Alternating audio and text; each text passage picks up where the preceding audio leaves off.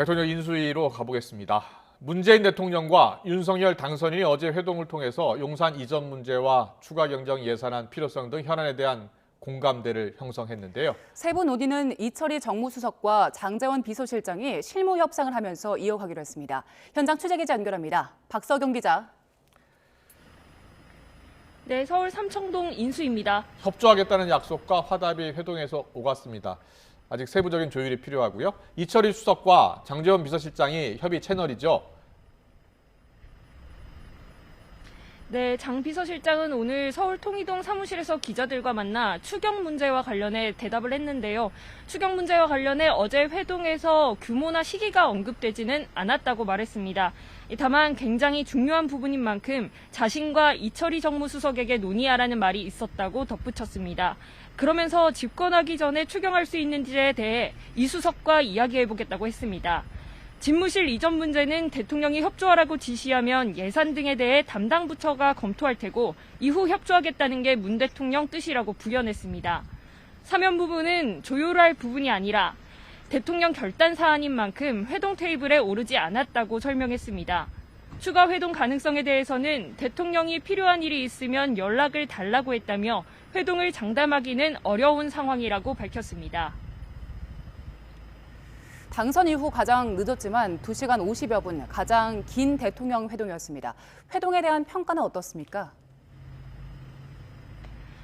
네, 김은혜 대변인은 오늘 아침 정례 브리핑을 열었는데요.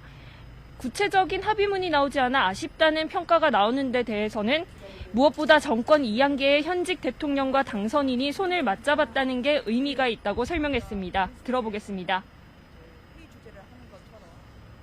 정권 2단계의 현직 대통령과 대통령 당선인이 맞잡은 손, 그리고 이 대화로 걱정을 좀 덜어드리는 데 의미가 있지 않았을까 저는 생각을 합니다. 이게 나라 안팎의 사정이 어렵고요.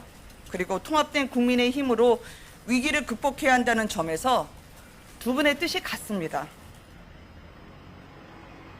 신용현 인수위 대변인은 KBS 라디오에서 인수위 차원에서는 추경과 안보 누수 없는 정권 인수인계 협의가 큰 힘이 됐다고 밝혔습니다. 국민의힘 이준석 대표는 YTN 라디오에서 집무실 이전 등은 현 정부가 협조할 수밖에 없는 사안인데 민주당에서 정치 이슈화한 것으로 보였다며 양측이 일정 부분 협의를 이룬 것을 긍정적으로 평가한다고 말했습니다.